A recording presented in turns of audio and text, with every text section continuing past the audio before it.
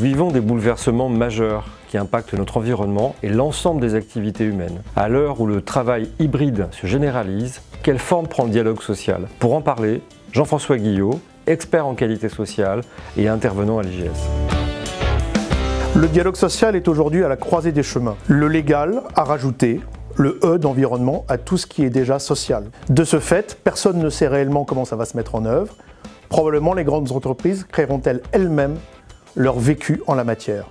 Pour le reste, la crise sanitaire a profondément transformé les choses. Perte de compréhension de ce à quoi sert le dialogue social, perte de vue des syndicats et des syndicalistes, à quoi servent-ils finalement, perte de candidature pour les élections, or il nous faut des candidats pour le dialogue social, priorité mise sur santé, sécurité, conditions de travail, plus ou moins centrée sur les allées et venues, les mesures sanitaires et tout ce genre de choses.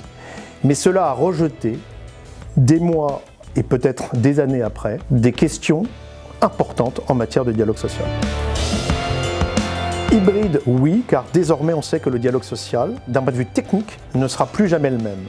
D'ores et déjà, les ordonnances permettaient de réaliser un certain nombre de réunions à distance. Le dialogue social a rendu parfois nécessaire 100% de réunions à distance. Aujourd'hui, des syndicalistes disent non, on veut continuer à négocier les accords importants en présentiel. Pourquoi?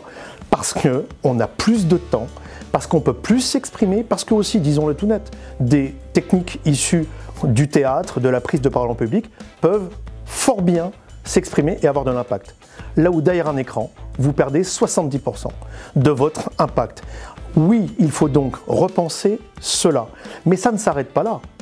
J'en reviens toujours à ma crise de vocation. J'en reviens également au sens du dialogue social.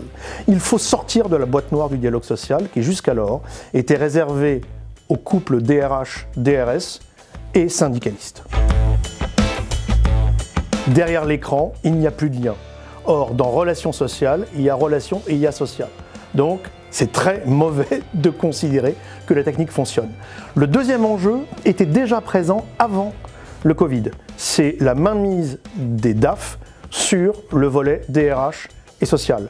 Le jour où on managera le social au tableur Excel, ça causera des dégâts très forts, surtout en France. Troisièmement, les managers, on ne peut pas les exclure du dialogue social. Ils font partie intégrante du dialogue social. Le canal syndical, représentant de proximité, élu CSE, délégués syndicaux est évidemment très important. Le canal managérial a aussi toute son importance dans le dialogue social. Comment l'activez-vous? Quatrième élément qui me paraît déterminant. L'entreprise ne peut plus aujourd'hui se désintéresser de son paysage syndical. Autrement dit, des talents sociaux, des talents à fibre sociale, doivent être encouragés à se présenter aux élections. Pour quelques syndicats qu'ils veulent, bien évidemment, mais il faut que le social devienne une préoccupation de l'entreprise. En France, on a toujours tapé sur les corps intermédiaires. Le corps intermédiaire syndical est décisif en France dans l'entreprise.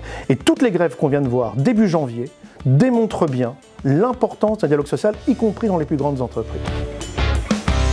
Naturellement, dans dialogue social, tout le monde comprend droit social. Au-delà du droit social, il est nécessaire de se former à la relation sociale, car la relation est supérieure au contenu. Le droit, c'est de la conformité, c'est 10% du sujet. Comment mettez-vous en place une relation de qualité qui permette à un contenu de qualité d'exister et surtout d'être appliqué ?